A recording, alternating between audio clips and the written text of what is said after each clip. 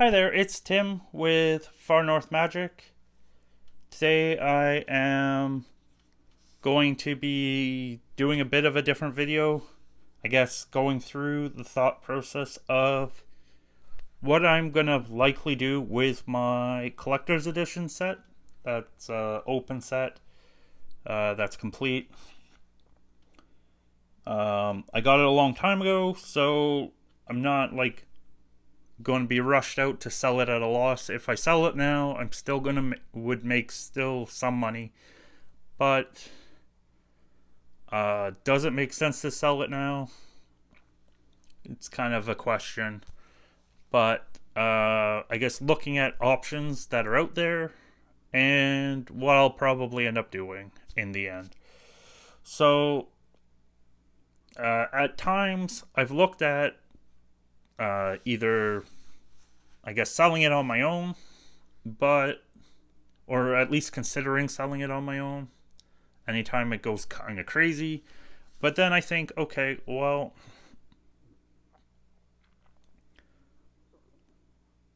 I'm going to just wait and it will probably go up more, which is a dumb way of thinking, but it's one of those things where you hold on till the bottom.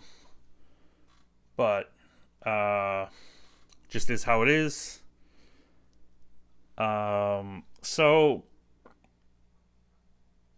one of the options is I could sell it on my own, but I don't really have the way to get the top dollar that I would expect, hopefully. So, and it would take very long time, especially with just how thin the market is for a lot of these cards. So what I'll probably do was try and sell the higher end cards and then buy list the lower end cards if there was anyone that was taking them.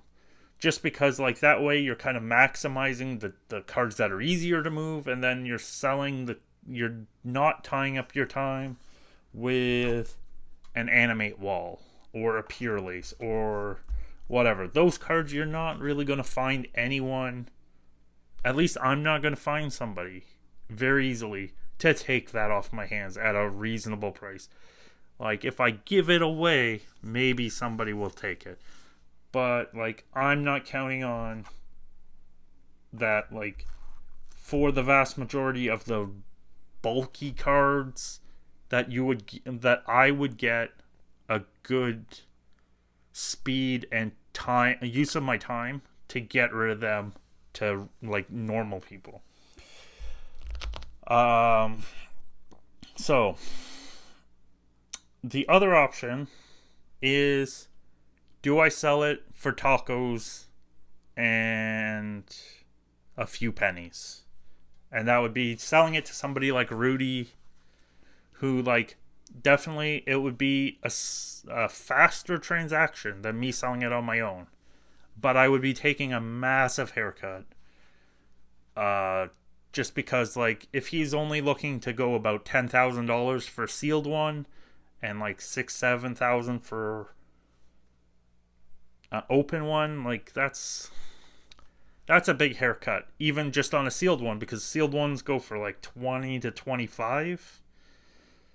So you're already getting crushed. I don't really want to get crushed that bad. If I wanted to get crushed that bad, I might as well just do the third option and just hang on to it and ride it out. Because that would make more sense to me than getting crushed that bad. Unless it got to the point where I had no other option to get food or pay the mortgage or something, and I had to sell. But I really don't foresee that as a thing. I don't want to jinx myself. But that's the thing. I don't see that being a good option. I don't blame people if they need the money to go selling and they can't sell it on their own to sell quick. But it's just not a good situation to be in. So the other thing that I looked at was I was looking at a couple things where even if I was to sell it, like try and bulk sell it out. I was looking on Card Kingdom, and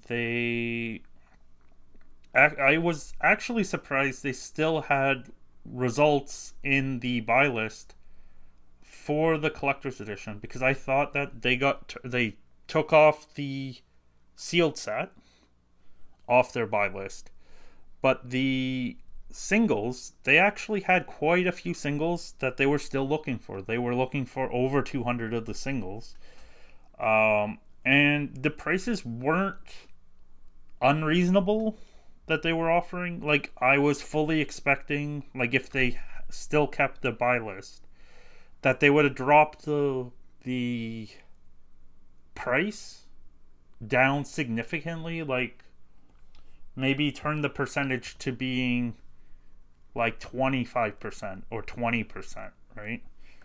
So for like the Mox Jet, they're looking to get $1,100 for it near mint, but they're paying $650. I was fully expecting like a lot of those cards would be significantly lower percentages. Just because like that's an easy way to, like, they're not asking for a lot of quantity on a lot of the cards, like 1 or 3 or 2. Like, I'm not saying the market is very deep, and like if somebody comes in and sells off a set, it might not even be there. But I was expecting that the market would, like, the depth of what their buy lists would be about the same. But I was expecting the prices to have been pulled back to being much lower. Because when I filled up the cart for one of each card, plus the extra basics, I was very surprised to see that like it was over $9,000. Now, if you have an open set, you're not going to get $9,000 because most likely the cards aren't going to be considered near mint. But that's still a good starting point of like, are your cards going to get marked down that much to being like a $6,000 offer that Rudy might offer you?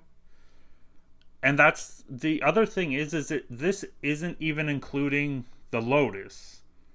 So like then I was looking at other places. For me in Canada, I also look at somewhere like Face-to-Face Games, because they usually have a very wide buy list. The prices aren't necessarily always the best, but on the better cards, the prices are still pretty good usually. For the Lotus, it's like 3,500 near mint or 2,625 played. But that's in Canadian, so like you have to take like 35 to 40% off that if you're in America.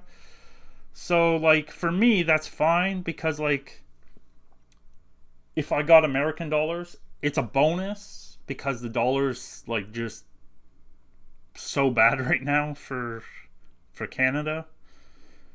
But sometimes I think the thing is you have to look around and not just take the first offer or the easiest offer is the best way to do it. Like maybe you don't want to sell it on your own. Maybe you want to do buy lists. Don't look at just one buy list. Maybe piece it together. Like I know it involves extra work, but it's a lot of the time worth it, because otherwise you're leaving a lot. You can be leaving a lot of money on the table. So then the other thing I looked at was, what are these selling for? So I looked at Kid Icarus is a really big eBay seller. So this one sold like just over a week ago, 8 days ago, for $3,427. So with 36 bids. So like that's pretty decent. It's not perfect, but as I say, like none of them really are going to be unless you get them like right out of the box. Just because they're very, very sensitive. And then one ended that yesterday, relatively similar condition, for $3,070. But the interesting thing that I found with this was 52 bids. So there was 16 more bids. So there was almost 50% more bids than the one from the week before. The price was down about 10%. But I still found it very interesting that there was that much activity on it still. Like, I thought it would have cooled down significantly. I thought it might have even had a chance to go like 2,500 or something. Like, there are like Card Kingdom and stuff are like, a lot of the vendors are still like $4,000 or $5,000 price wise. But I find they're a bit slower to move the price down, but they can wait it out. So I don't know. Like, in the end, I think what I'm going to end up doing is I'm just going to wait it out, I think. It just seems like the thing to do right now. And then I guess actually just see what Anniversary 30 does and then reevaluate it then. I don't want to get trampled in the stampede for the exits now. I might as well wait till then and get trampled then. So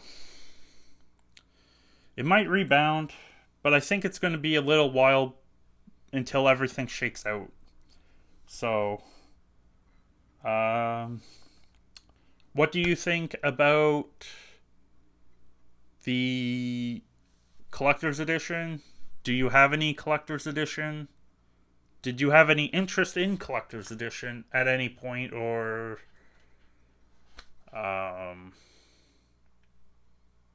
would you buy collector's edition over Anniversary 30, or are you looking to buy Anniversary 30?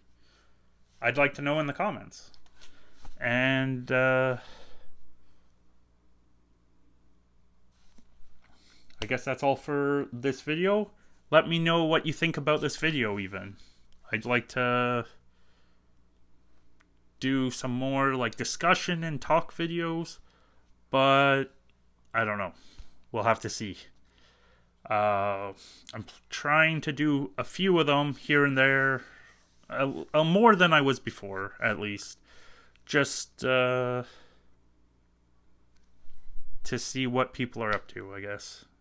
And see if my opinion makes any sense to people.